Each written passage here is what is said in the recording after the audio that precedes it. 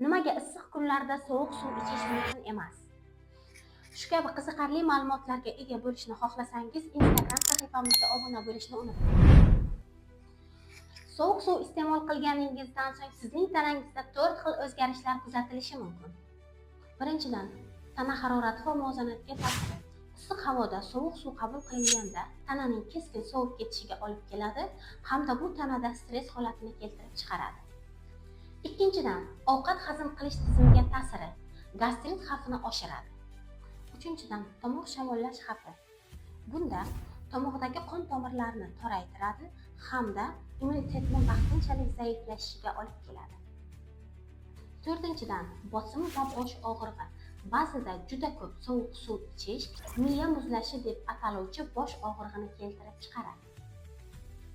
Bu videoni doimiy sovuq suv ichib yuradigan do'stingizga yuborib qo'ying.